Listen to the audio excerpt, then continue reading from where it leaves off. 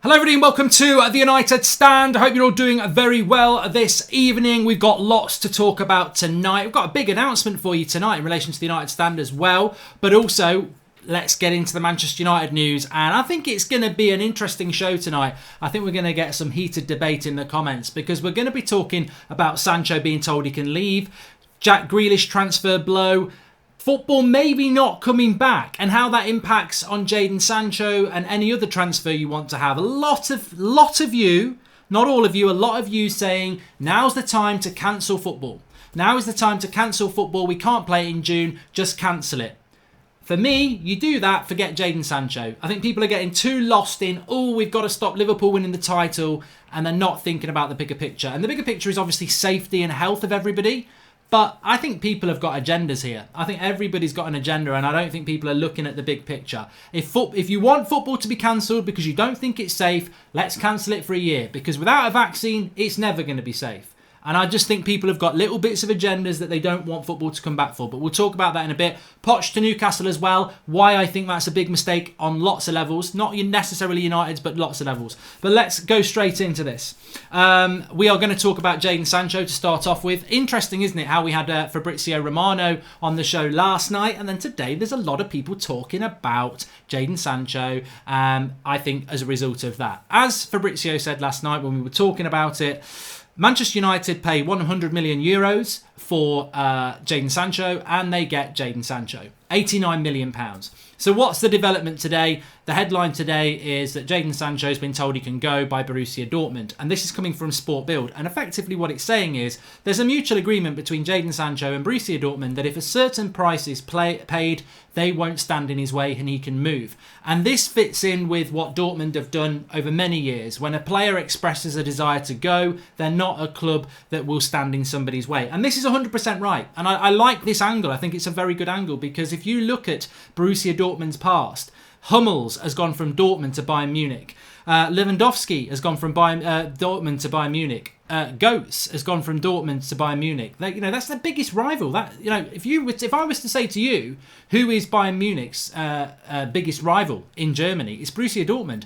Who's Manchester United's biggest rival in England? Well, you could say Arsenal. It's not. You could say Liverpool. It is. You could say Man City. Whatever.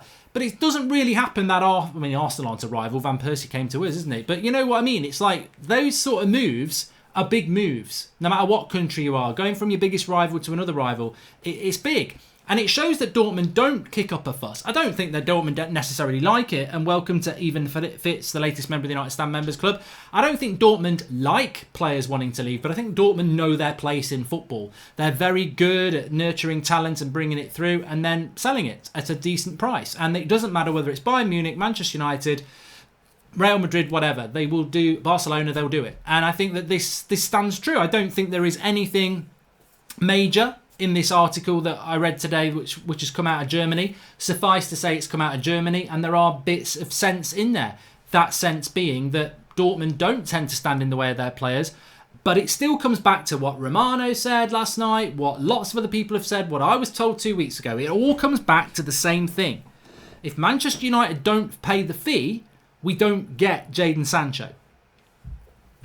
It's as simple as that. And people can dress it up in whatever dress they want, or they can put it in a nice pair of shorts. It doesn't matter. If we don't pay Jadon Sancho, Borussia Dortmund, the fee they want for Jadon Sancho, we don't get Jadon Sancho. And there's talk that, Manchester United want to build a global brand around Jadon Sancho to do with the number 7 shirt, etc., etc. Great. Absolutely great. And Manchester United really should buy into that because they will be able to build a very big brand around Jadon Sancho for many years to come. And he will benefit and we will benefit and we'll benefit on the pitch. And that's the most important thing because Jadon Sancho as a footballer, whatever he is off the pitch, on the pitch, he's been superb so far. And he's only, 20? So, yeah, this works for Manchester United. But Jadon Sancho being told he can leave Manchester United, it sounds fantastic. And it is fantastic. But there's always a but. And it's not called Nicky. It's a real butt. Nicky Butt's real as well. But it's not Nicky Butt involved in this. It's money. And Manchester United must find the money to make Dortmund sell. And there was a little bit of talk that United are going to have to go beyond Paul Pogba's fee and break their record for Jadon Sancho. There's talk of £100 million. It's not. It's £89 million. It's £87 million. It's €100 million. That's what Dortmund want for this player. And to me, that is a fair price to play. Whatever the market is we're operating in, that is a fair price to pay. So we'll see where it goes from here. But as I said 2 weeks ago, as was said last night, as we're saying today, Jadon Sancho, Manchester United talks, Fabrizio said it as well, talks with his agent, very advanced, we believe, but you've got to get that deal over the line.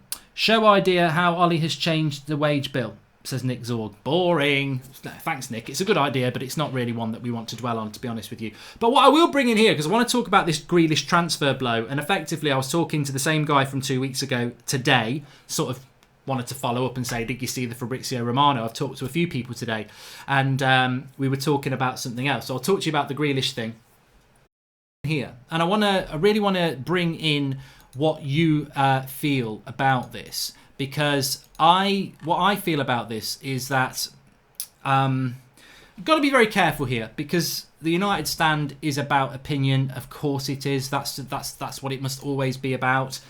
Now, football is, to me, escapism, passion, comfort. Call it what you want, baby. I call it football. And that's what it is. It's my love. It's my passion. I want football to come back. I really want football to come back. And it's not just because of... Somebody said to me, oh, you want football to come back so you can make money off Manchester United. I mean, that is just bloody ridiculous. I'm doing very well with my FIFA stuff at the moment. But, that's just a stupid argument, because football's always been a part of my life. I love football and I miss football, and I really want it to come back. My football coach from when I was a kid, and my best mate's dad, he died of this virus 3 weeks ago. I'm fully aware of the severity of what is going on out there. I, like many of you lot, have been in lockdown for weeks. It's not easy. I want football back. I can't lie. If somebody offers me football back in June, I want it back. It has to be safe. It has to be safe. And it has to be, not taking away resources from the NHS. And the NHS needs to be over the hump and everything like that. And we need to have infection rates coming down.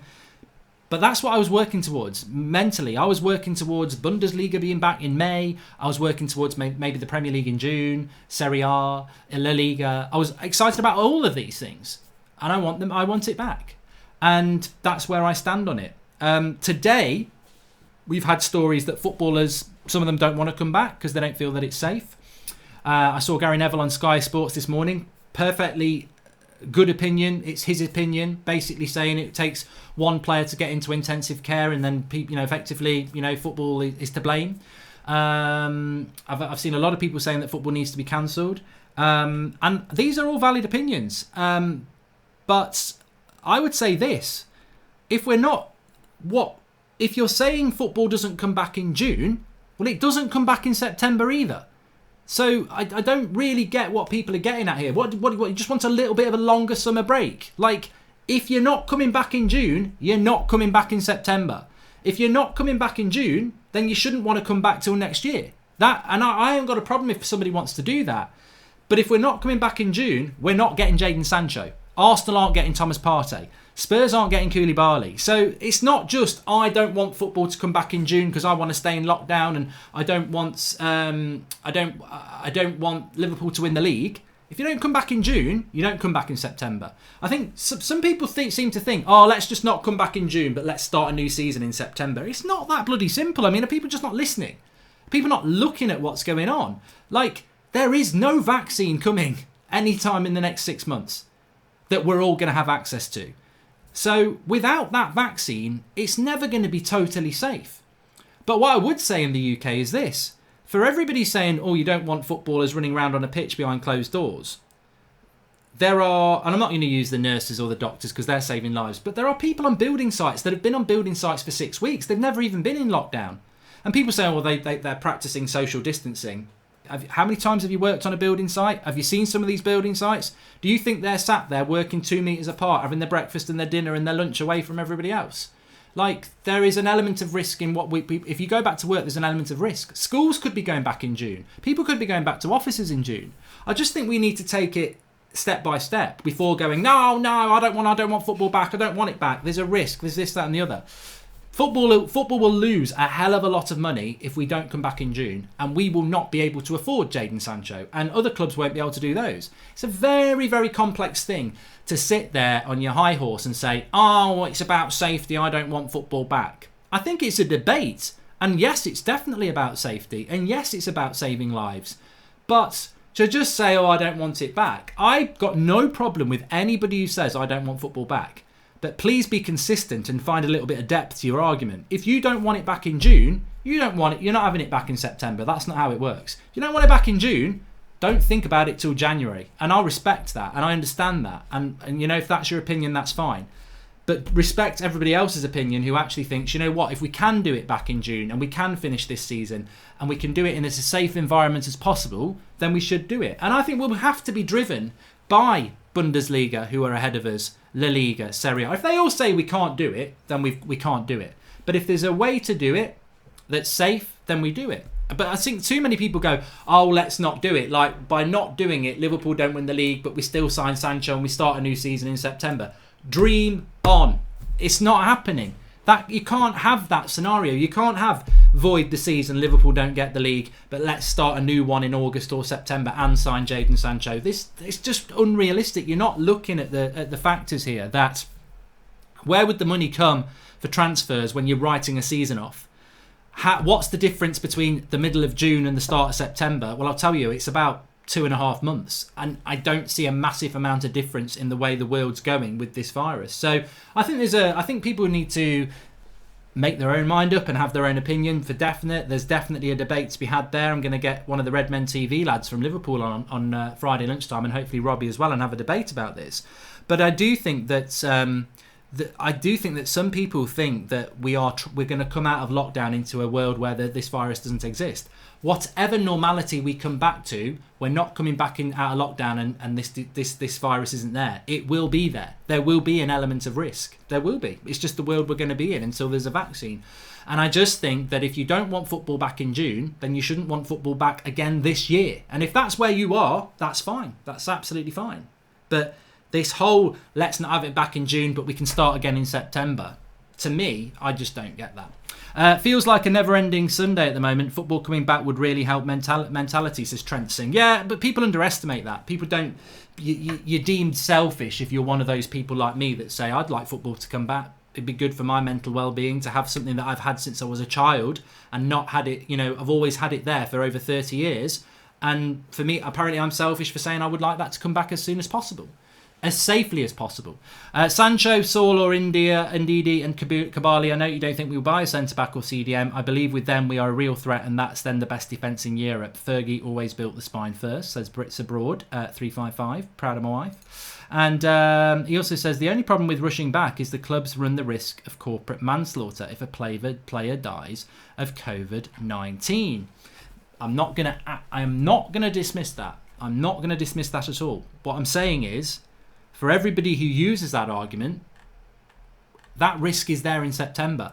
That risk is there in October, November, December. I'm not saying let's not cancel football. What I'm saying is I read a lot of opinions because it's what I've always done. I like to get both sides. I like to have my own opinion, but I like to read both sides and the middle and the extreme views, because that's how you see how people are thinking.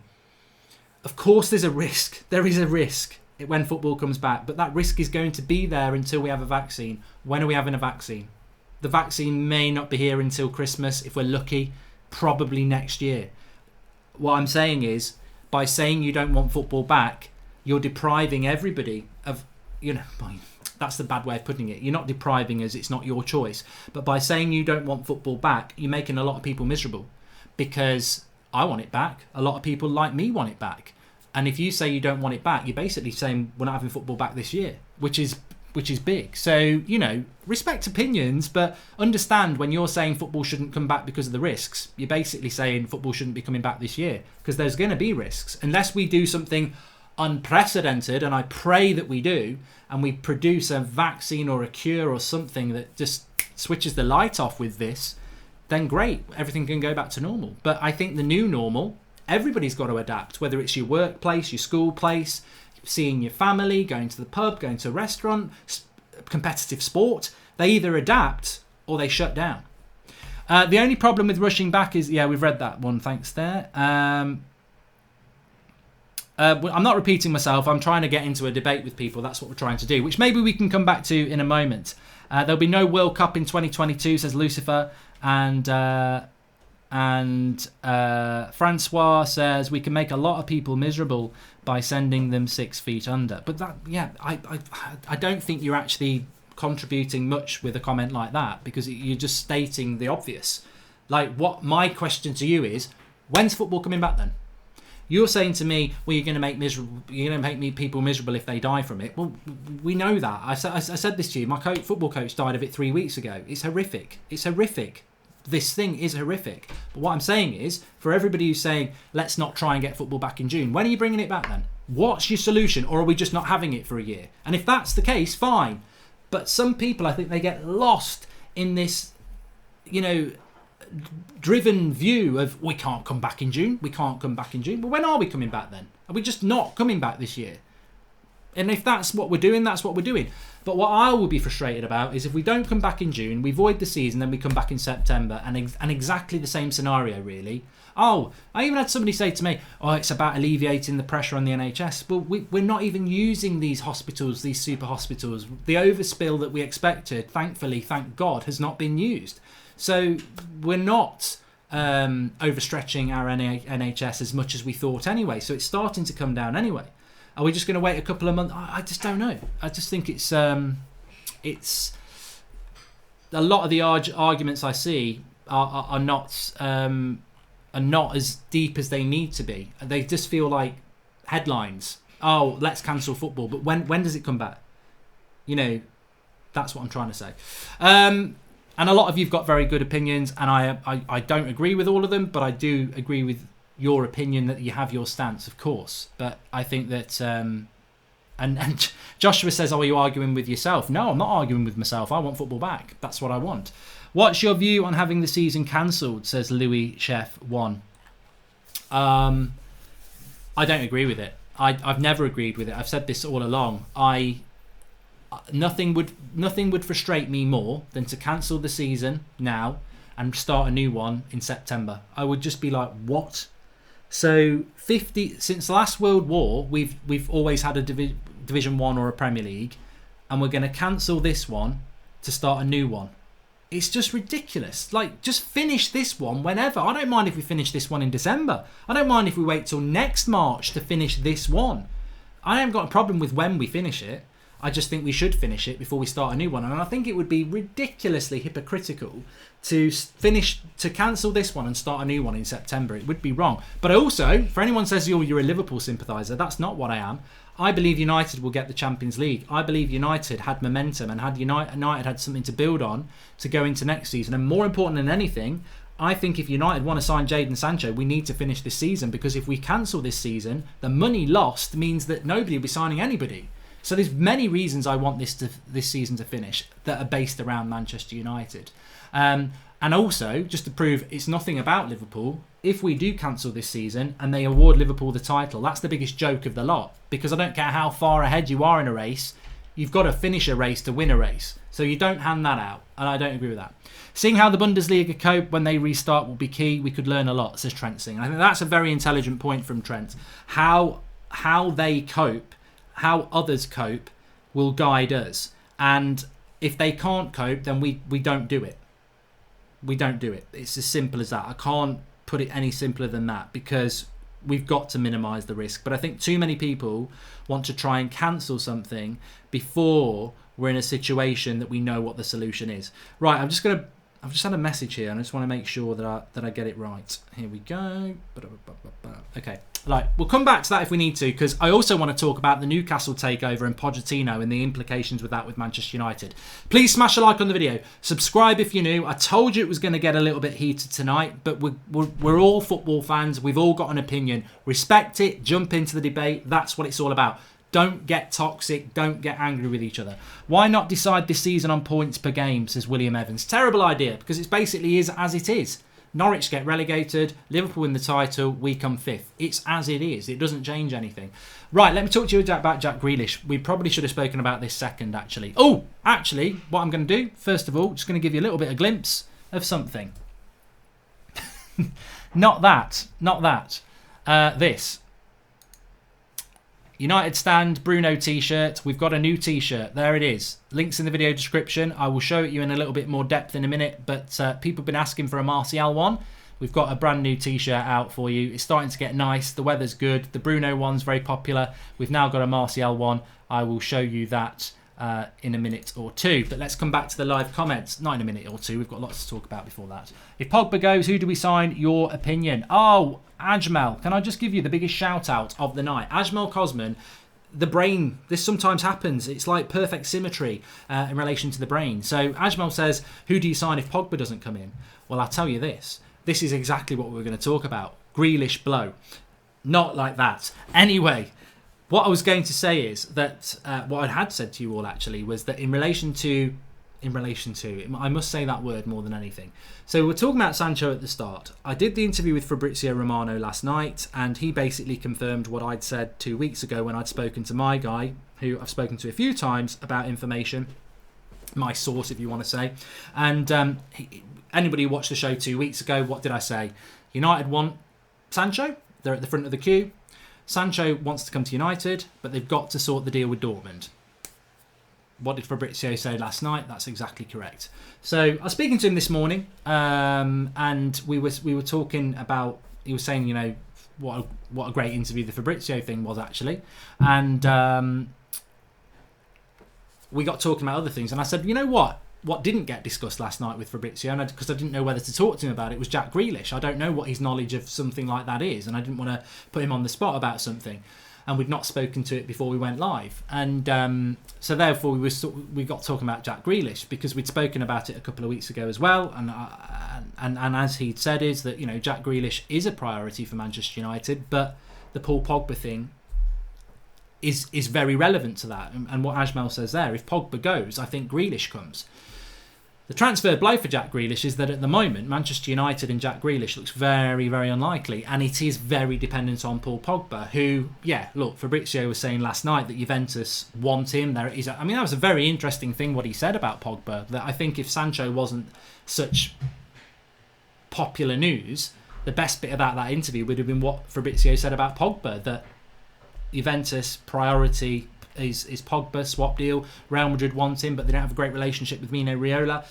But has coronavirus and this financial meltdown destroyed Pogba's opportunity to go? And Fabrizio himself surprised me as well when he was talking about swap deals, because I think swap deals are, you know, quite rare, but maybe in this new world. But what are Real Madrid seriously going to give us for Pogba? What's Juventus going to give us for Pogba? We'd be an idiot to take Costa or Sandro or someone like that. You know, you've got to take creme de la creme for someone like Paul Pogba. So I still think that Pogba stays at Manchester United when he has this meeting with Mino Raiola in Manchester United. And that basically is the end of the Grealish. And that's what we were talking about this morning, that, you know, maybe a couple of weeks ago the world was a little bit different than it is now. Pogba leaving United, Grealish coming as well. Maybe there was that opportunity for Grealish to come as well. But talking to my guy this morning, he was saying, no, I just, you know, I think now the way things are going, United seem to be getting linked to centre defensive midfielders as well. They've got a striker situation to solve. He was like, I just don't see Jack Grealish coming to Manchester United. And I was like, well, I don't know what I think about that. I was never massively in love with Grealish coming to United, but I liked the idea of it. And he was saying, no, I just don't. If they don't, unless Pogba goes, I don't see Grealish happening anymore, because the financial issue is starting to tighten around all football clubs. And he said, look, simply, Manchester United are going to have to overpay to get Jadon Sancho. In this market, do they want to pay 100 million euros? No, but they probably will do that. And once they've spent that money, I don't see them spending any other money unless Pogba goes, and that creates more funds. So effectively, that appears to be the end of Grealish coming to Manchester United, if what my guy was telling me this morning. But I think it's logical as well. I mean, we've got to get real. We're talking about oh, cancel football, this, that and the other. Cancel football, I don't think we even get Sancho. If we manage to get football back and we still get all the money coming in from this season, I think we can get Sancho. But would we go beyond that? Probably not. So the Grealish thing looks a little bit over at the moment, unless there's some movement with Pogba. Is the Charity Shield a major honour? Arsenal and City fans seem to think so. Didn't even need an outright winner until 1992. Small club mentality, says Josh Bowater.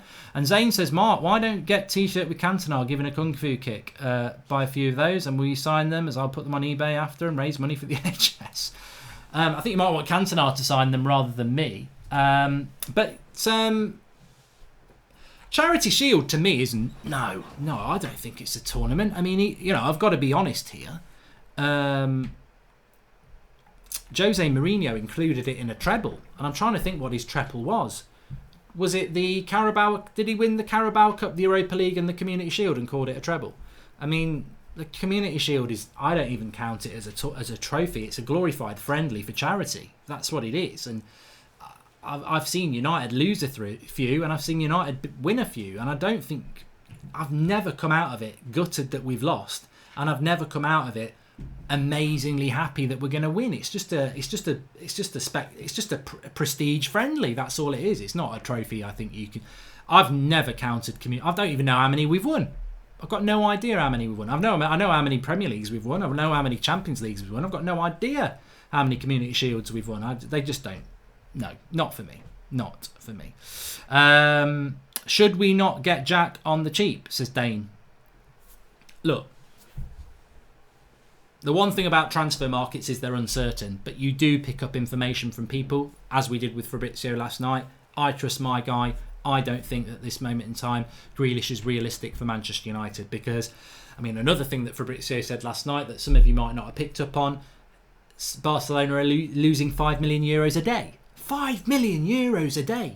Like, it's not a joke what's going on, and people are losing money, and yet people think we're going to go and sign Sancho for 100 million, Grealish for 50 million, Partey for 43 million, Upamecano for 50 million, and we're going to get a striker as well. We're not. When things were going good for United, we've had £60 million net spends. We're in a world crisis, and you think these owners who don't like spending money are going to go and spend 200 million. It's just not going to happen. We're going to have to cut our cloth accordingly. What I don't want to happen, though, and I've said this before, is I don't want us to say we can't quite afford Sancho, let's get Grealish and put him on the right wing. That would make me cry. Even Spurs have not won the Charity Shield. Shows what club they are, says Zane. So yeah, I don't know. I mean, look, maybe that should have been the thumb title. I don't know. I don't know when football's coming back. I don't know whether Sancho's coming. I don't know whether Grealish is coming, because I think things can change. But if you're asking me now, and it changes every day, I think Sancho will come to Manchester United, because I think Dortmund will sell him because they don't stand in the way of players who want to go. I think Sancho wants to go, and I think United will pay the fee. And I think United should pay the fee. And I know it's an expensive fee to pay in an unsettled market, but they'll make that money back over 10 years. I think signing Sancho can't be about that, wow, how can we afford €100 million in this market? I think it's got to be about, that's a 10-year investment. And if you do it like that, 10 million a year, he's worth it. Hey Mark, I'm back. What's the news the last week, says Jenks1102. Check it out. It's on the channel, everybody. Anyway, we've got nearly 5,000 watching, which is fantastic. Make sure you smash a like of the video and subscribe. I really want to get into your comments tonight. We've been talking about the return of football. We've been talking about Sancho. We've been talking about Grealish. Another thing as well, just very, very quickly, I don't know what people's thoughts are on this. Manchester United are going to trial 1,500 of these barrier-style seatings where you can stand up with a barrier in front of you, effectively stay safe standing, which it's interesting. It's really interesting. I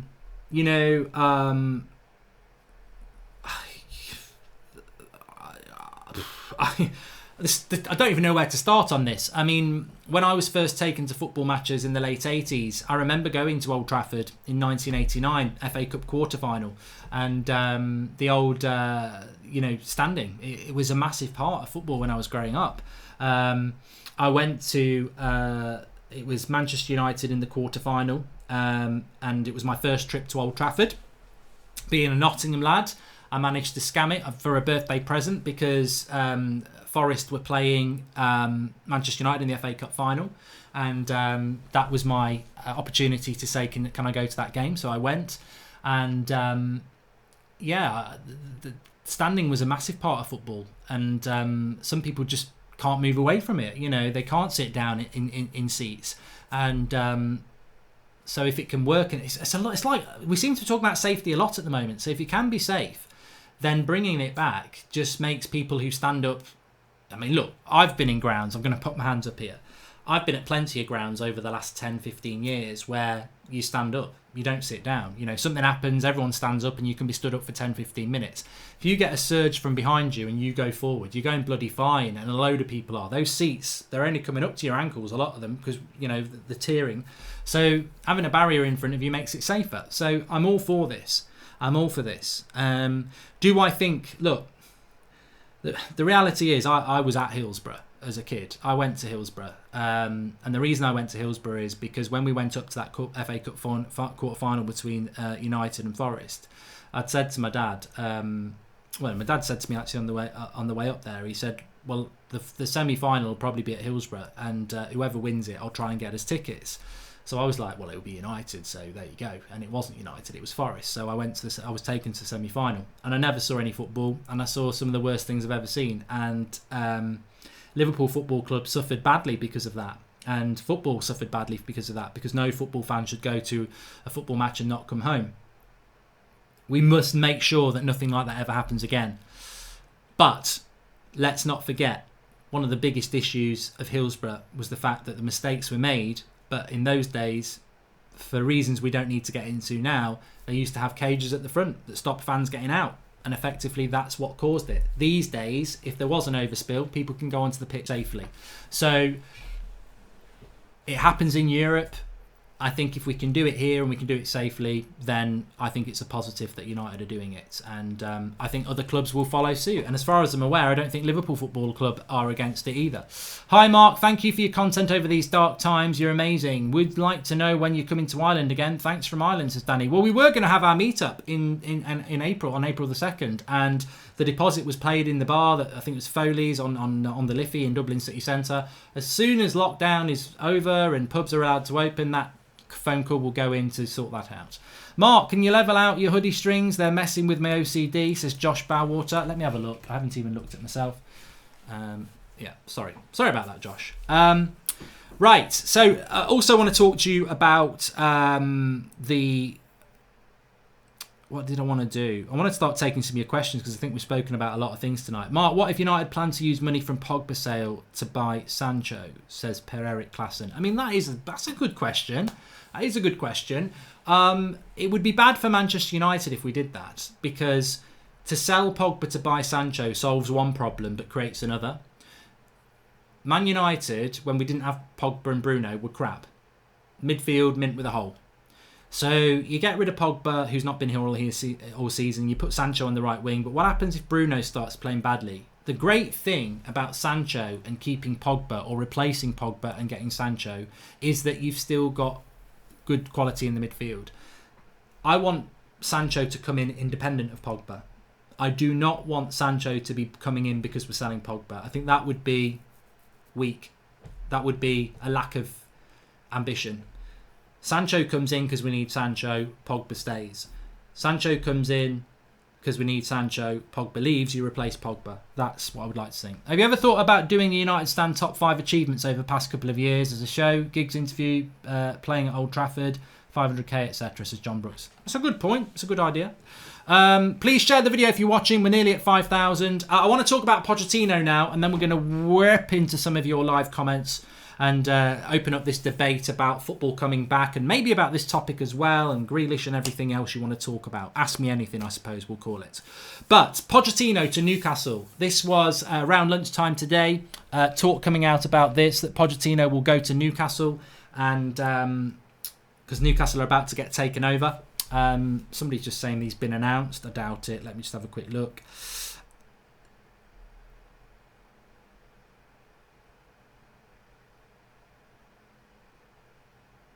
Let's have a look at that.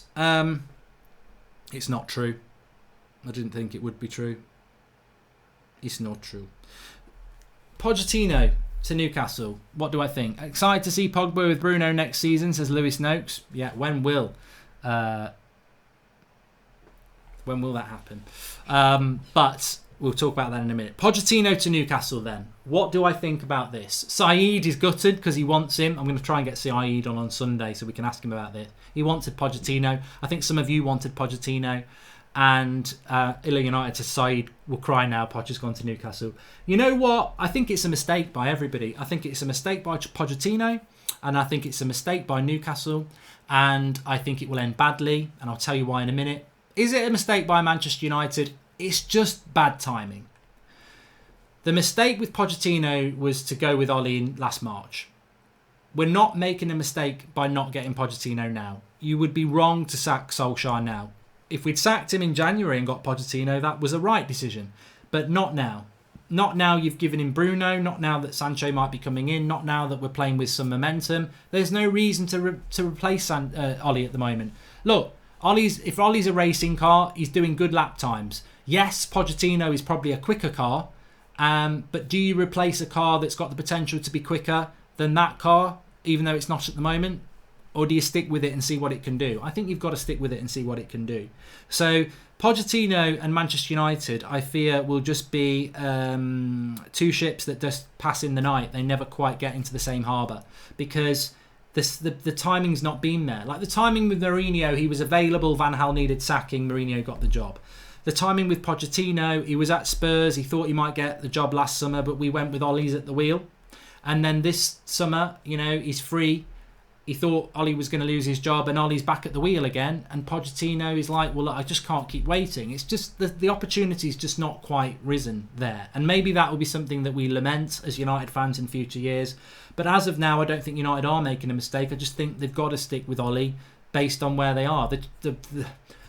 The opportunity to sack Ollie and get Poch was probably in January, but who's to say Poch said, look, I want a full season off. So the boat was missed. There was definitely talks with Pochettino in January. I just think the timing's just not been right. But talking about Pochettino to Newcastle, I love it. I love it because I see all these Newcastle fans getting excited and I see everyone going, oh, Poch is going to be a great success. And I sit there, not as a doom merchant, as a realist, and I say, look, I don't resent Newcastle getting taken over. Welcome to the Delta 57, latest member of the club. Really appreciate that. I don't resent Newcastle being taken over by these rich people that some people wanted to take over United. Because Manchester City, look, if we're now going to have 7 big clubs that theoretically could win the title, great. Because the league becomes more competitive. If Leeds come up, great, because they're a big rival of ours, and that's 2 games that are far more interesting than playing bloody Brighton. So I just want to be entertained. I love my football. And I don't care if United are playing Man City at home one day, Liverpool the next week, Arsenal the next week, and we rotate. Because every week's a great game. That's just what I want to see. And I don't care if Newcastle are going to now be a potential title winner, because why shouldn't they be? Man City were just a derby. That's all it was. They weren't a big club. But now they are because of money. So why shouldn't Newcastle have that opportunity? So I don't begrudge Newcastle that at all. I think it's going to be very exciting to see what happens. I was excited when Chelsea got money. I was excited when Blackburn got money. I didn't really like Man City getting it because they're a direct rival. But, it makes it interesting. It brings a bit of razzmatazz to the Premier League. But why I think Pochettino to Newcastle is a mistake is this. I'll give him 2 years. And I'm the only person I've seen say this today. I'll give him 2 years. And the reason I give him 2 years is I can't think of any manager that has gone into a big club and been there all the way through when they've got rich owners. Chelsea didn't do it. They went through a few managers before they got to Mourinho. I think Ranieri got sacked just before him. Man City didn't do it before they got to Pep. They've sacked a few managers as well.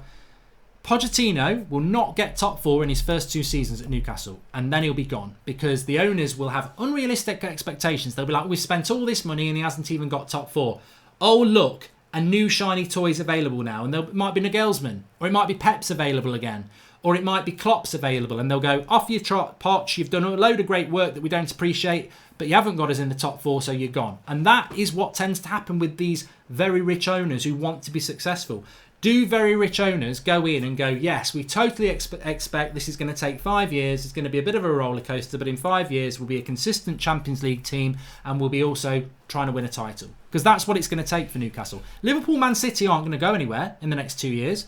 I think Chelsea aren't going anywhere. Hopefully United aren't going anywhere. Maybe Arsenal improve or Spurs improve. So how does Newcastle just walk straight into the top 4 in the next 2 years? And on top of that, as Fabrizio said last night, look, Newcastle might have the money for Koulibaly, but I don't think he's going to go there. What sort of quality player? It's going to be a very hard job for Pochettino to do at Newcastle, to build a team that can challenge for the top 4. So look, I wish him all the best there if he goes. It's not the right time for United, but everyone who thinks, Poch is going to be a great success at Newcastle, I'll put any money on it. Well, I won't, but I will say this here. I think he'll be sacked in 2 years because I think unrealistic owners will get impatient. He ain't winning the title in the Premier League for at least 3 or 4 years. And I don't think he'll even be in the top 4 in the first 2 because that's how big the job is. Pogba should have went last summer, says Philip Burtonwood, and you were right with your comment at the time. He's keeping us back where we could spend the money back then or now. Thanks, Philip. And Noah Hullings, welcome, latest member of the United Stand Members Club. I appreciate that. And if Jose Mourinho, let Jose Mourinho be the Newcastle manager so he can get sacked again, says JD Darwan. I mean, a lot of what Newcastle do, PSG are another example, Karita Janga. Yeah, I think I understand the excitement of Newcastle fans. And I also understand the excitement of United fans because they're like, well, if we can't have Poch, let's wish him all the best at Newcastle, which is what I think. But I also think that it will be, you just got to, Man City have got very good owners. They've got good owners. They've employed the right people, but they've still been through loads of managers. Newcastle will do the same. Unless you've got... If I was a billionaire and I was taking over Newcastle or was taking over Manchester United, I would... let's say Newcastle because it's Newcastle. If I was taking over Newcastle, because I've been watching football and I know a lot about football, like you lot, if I was taking over Newcastle and I gave Pochettino the job, in my head I would be like this. I can't sack him in the first 2 years. He's not going to get top 4. If he gets top 4 in his first 2 years, he's a genius. He's not going to do it. I think year 3, top 4. That's what we should be looking for. But will an impatient billionaire do that? I don't know. Especially when there will always be better managers that they can look at, because it's all about having a shiny new toy. Mark, next season we'll get top 4 above you, says Zane. You won't. And PMV Patrick, do you know what happened to Poch and the dressing room at Tottenham? Was it more the players quitting on him or Poch losing his ambition? I think the latter. I think that Spurs are a tired team, and I think Pochettino became, I think when you look at Spurs, they've got their squad is the oldest squad that's been together the longest out of any of the top 6. But look at what they've been like for Mourinho as well. It wasn't just Poch. You could argue that Poch, as bad as he was in this season for Spurs, Mourinho's been worse. But there we go. Financial fair play will have an impact as well. Sing Sweet Caroline, says Dylan Hanafi. No, I won't. Newcastle will be going through the Robinho, Petrov and Alano stage for 3 to 4 years, says Trent Singh. I do think Pochettino's the right sort of manager for them to go to, by the way. But I don't think it's going to be this dream that everyone thinks it is, because we've seen it time and time again. Chelsea, PSG, Man City. The first manager is normally the fall guy at some point. Right, let's get into your questions. Smash a like on the video. Subscribe if you're new. And we've got nearly 5,000 watching. Remember, we're live every night at 8 o'clock. You can join us for that. And every morning with the Manchester United news. I think we've got Troops on tomorrow lunchtime as well. So we've got a couple of 1 o'clock shows to bring you as well. And Ivan Fitz, this is a good question, and he's a member as well. I can see his member badge. In your live comments, if you see someone with a badge next to him, it means they're a member. Given the negative impact the pandemic will have on the transfer market, do you think there will be as much as an impact on future sponsorship deals and the overall monetisation of football? So we're talking revenues at Manchester United there. I mean, look, it'd be naive to say there's not going to be an impact. I liken it to something like... Well, I suppose betting companies. I mean, betting companies at the moment, they're doing their casino stuff, but predominantly it was always around sport, horse racing, football, whatever. When everything comes back, will betting companies still have those large budgets to compete with each other on TV at half-time, etc.? Or have they been hit so hard they're going to have to tighten their belts? Some would say that because because people have lost so much money, they'll spend more on marketing to get people to buy their products. Others would say they'll be cautious and they won't. So United might be able to get better brand deals because people are desperate to get, back on track. I don't know how that will work. But what I do know is that if football gets cancelled, we won't sign Jadon Sancho. In my opinion, we won't. And somebody will come forward and say, "No, that's not true. We could still do it. We've got the funds to do it. It's still a very sensible economic decision to sign Jadon Sancho."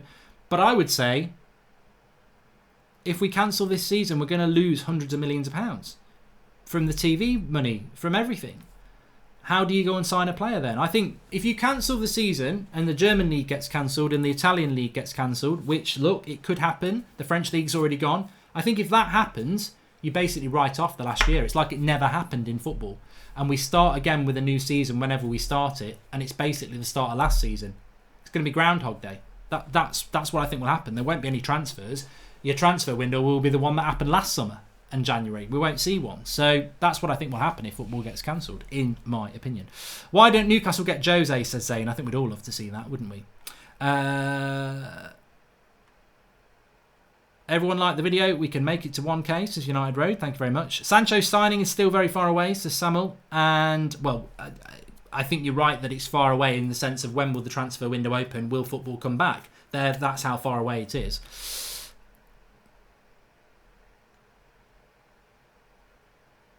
Who would take penalties if Pogba, Bruno and Rashford played together? I would let Bruno take them because I think he's the best. I was one match away from winning the league in my school, says King Nargan. Oh, you know what? That sounds like a really insignificant story, but it isn't. I've spoken to loads of people like that. You think about amateur football. It's such a shame. It's such a shame. And as I said at the start, for those joining in a little bit late, I'm more than happy to have the debate. We're going to do it on Friday lunchtime. We're going to get one of the lads on from Red Men TV, who's a Liverpool fan, and hopefully get Robbie on as well. And, I think my thing is I'm very much in the middle on this. If the league gets cancelled, Liverpool don't win the league. That's a win. But if we cancel the league, I cannot get my head around people who say, we can't bring football back, it's unsafe, we can't do it. When they don't know how safe it's going to be in June. It's 2 months away. They don't know what the plan is. Oh, it's unsafe. And what I would say to those people as well is, it might be unsafe in June, but if it's unsafe in June, it's unsafe in September. And people will say, well, it's another 2 months. Well, but you're already saying it's unsafe in June now, 2 months away. So I'm going to say in June, it's unsafe in September because there's no vaccine. So what's your difference? And any footballer who doesn't want to play because they feel it's unsafe, well, I'll tell you what, don't play till January, because I don't think you're going to get this safe world. I don't. I think darts, I think snooker, I think bloody synchronised swimming, if they try and do that, there's going to be an element of risk, and you've got to propose something, and if people want to do it, they do it, and if they don't want to do it, they don't want to do it. But you're not cancelling football in June and starting a brand new season in September and everything's back how it was with fans and cheerleaders and everything. Not happening. Football will come back this year, and it will come back in a totally different way to what you think it is. Or we just shut down and say we're waiting for everything to go back to normal. Let's see it in 2021. And that's the realist in me, and I think that's the realist that people need to get hold of. I think there's too much fantasy going on. I think people think you can void the season, Liverpool don't win the league, sign Jadon Sancho, start a new season in September. Not a chance. I think the best solution, it's not a solution, I think the best hope is that we complete the season, we sign Jadon Sancho, and we start a new season. That how we do that, whether it's June, September, November, December, whatever, I think that's the best solution. But hold this thought. The longer we don't get back playing football, the more money we lose as a football club, and the less likely it is we sign Jadon Sancho. And that's just simple economics. I think bringing football without fans is nonsense, says Michelle. Well, I think that's a dream, mate. I do. I think you're right. I think football without fans is hard. But it's that or nothing. And nothing means loads of money being lost by football clubs, loads of football clubs going out of business, loads of football clubs not signing players, and one of those will be Manchester United. So if you don't want football because you don't want football, you can't watch it without fans, you're biting your nose off to spite your face in relation to what you want your football club to be, unfortunately. And also, what I would say about football without fans, remember when we played last Links in March? I remember we did a watch along and I was like, I hate this. It's crap. For 20 minutes, I really noticed that there was no fans. And then after I stopped moaning, and we all stopped moaning, you suddenly were watching the game, the goal had gone in, and you forgot because you just focus on the game. So, look, it's not ideal, but that's what we're going to see, I think. Thank you, United Stand and Drawty, for helping on my assessment, sending a little something to say thank you. On a side note, would a Pogba-Sancho swap deal be wise, says Peter Geraghty. Pogba wouldn't go to Dortmund. No, never in a million years. Sunil Power says life is bigger than money. Don't really know what you're getting at. I don't know what your point is. Let me try and be fair and get through what I predict your point is. So, life is more important than money. I suppose what you're saying is that Manchester United or any football club losing money is not important as losing lives. Well done. Welcome to the obvious club. I think we're all on that page. Like I said, my football coach died of this 3 weeks ago. You'll all know people who've died of it. I don't think there's absolutely nobody out there who's not sensitive to the fact that this is horrific. But there's also something called hope. There's also something called optimism in a world of negativity and horrible things. So those of us who want football back as soon as possible, as soon as safe as possible, have got nothing to feel guilty or selfish about, because that's not what the case is. Why is it wrong to say, I want football back, I want us to finish this season so we can sign Jadon Sancho and get better as a football club? I've followed football for over 30 years, as a little child to now. You're telling me to turn my back on my most important passion because it's the wrong thing to want. I don't want to go out there and score drugs. I don't want to go out there and get pissed. I want to go out there and watch football. That's all I want to do. And I don't mean that's all I want to do. What I want is not people not to die. But what I'm saying is I can't help that that's something I want.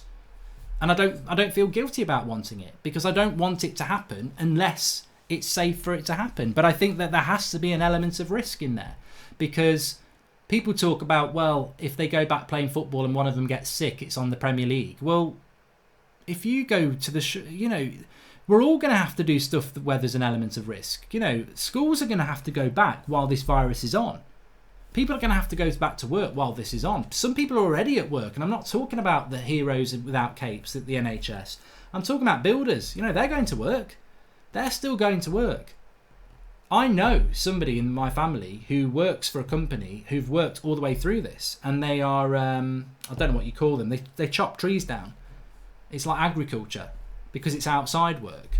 What if they went to a house where somebody's got it and they got really ill? Can they sue their job for it? I don't think it works. I don't know. I don't think it works like that. But you can choose not to go to work, but then he wouldn't get paid.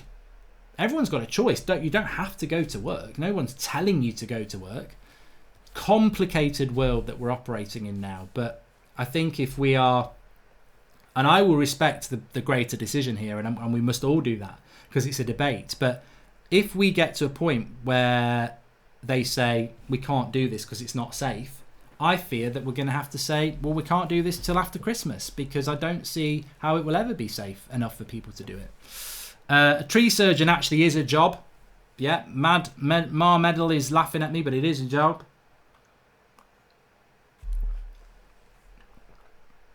Jack Byrne, he has an opinion. People are calling Mark selfish. Do you judge people for ordering steak at a restaurant because you don't like it? Everyone has their opinion and respect. Well, look, I ain't bothered about that. I'm not bothered about what people think about my opinion. If I did, I would never have done this.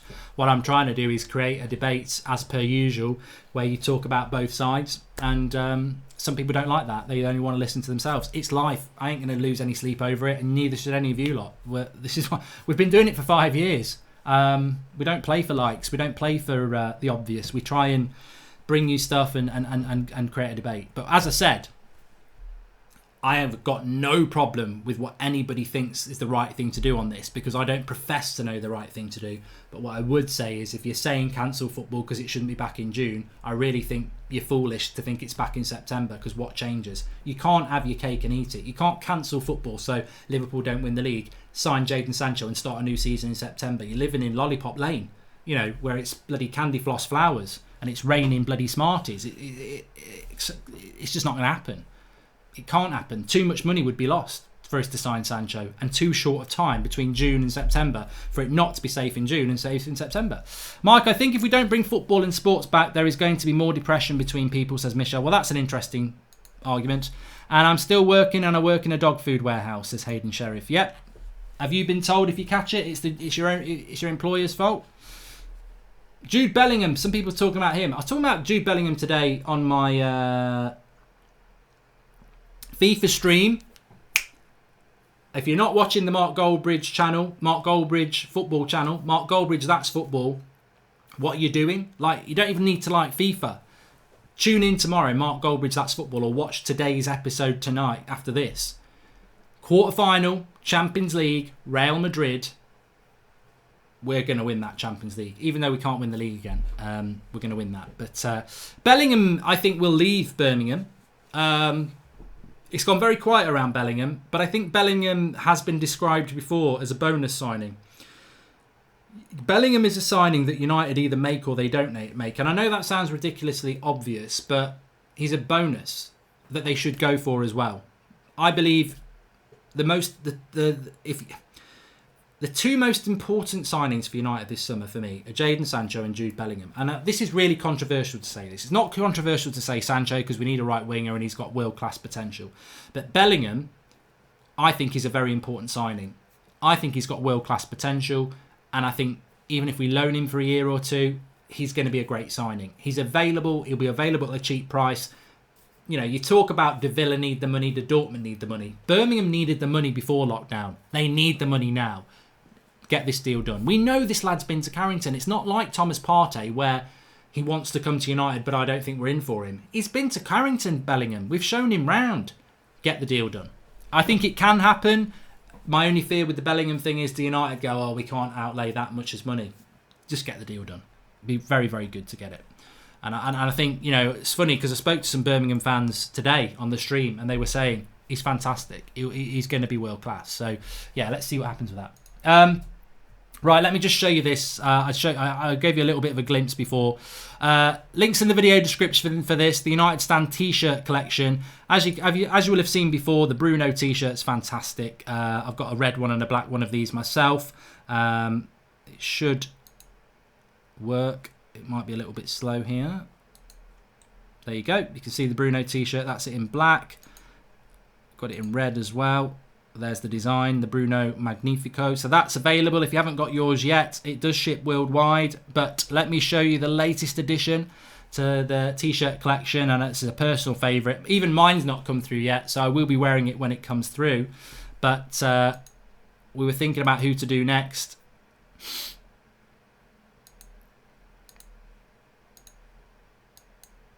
Here it is, the Royal Blue. Tony Martial. Nice little emblem on there. And you can just read it there. Tony Martial, he came from France. English press said he had no chance. 50 million down the drain. Tony Martial scores again. And there you can see the T-shirt, which it's got that French look. It's the United look. And it's got the writing on it there. Very, very nice T-shirt for this summer.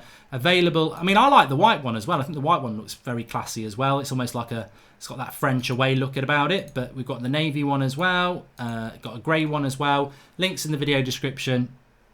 Lovely T-shirt. And you can get hold of yours now. It's only out today. Out today. I haven't even got mine yet. So, out today. And link in the video description for you. Let me come back to you there. Where are you in the live comments? There we go.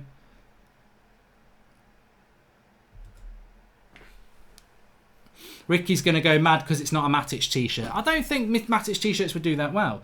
Mark, your comments... Here we go. Let's have a look.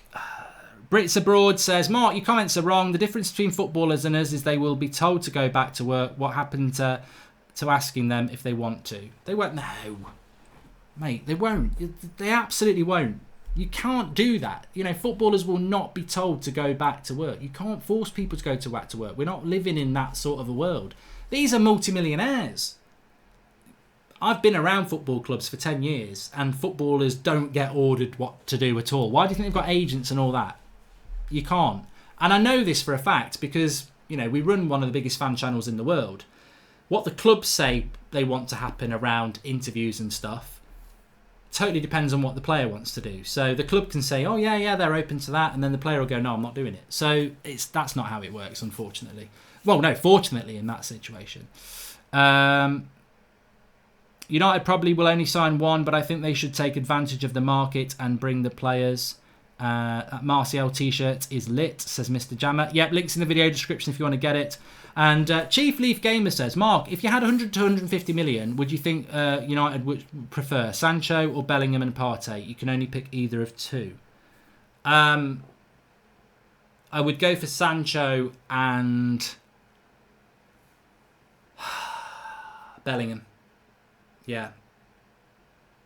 And I know a lot of people are going to go Sancho and Partey, but I would go Sancho and Bellingham. I just think it's more important. Yeah. Thanks everyone for watching. Smash a like on the video. Subscribe if you're new. We'll be back in the morning with the Manchester United news and transfer news as per usual around 10 a.m. Back again at 8 o'clock tomorrow night. Fantastic show. You know, I think one of the best shows we've done in a while because I like the debate. I like the conversation. I like the fact when people watch this show, and lots of people say this to me over the years, I watch it, I don't necessarily agree with you, but it gets me thinking about what I believe in and what I agree with. And that's the whole point of a debate, isn't it? So thanks everyone. Speak to you all soon. Smutty says you got the answer wrong on that one. Well, to me it's right, to you it's wrong, to somebody else it's right. Have a fantastic evening. I hope you're all staying safe and please stay well. And I say stay well, stay safe. And I hope you stay well. Thank you, everybody. I've said this so many times over the last few weeks, but we're here every night, 8 o'clock. Community, it's realism, it's continuity, and it helps. So thank you very much, and I'll speak to you all soon. And if you want to get a Tony Martial t-shirt, the link's in the video description. That literally only went up on the website about an hour ago. So get in there while you can, and I can't wait to get me blue one.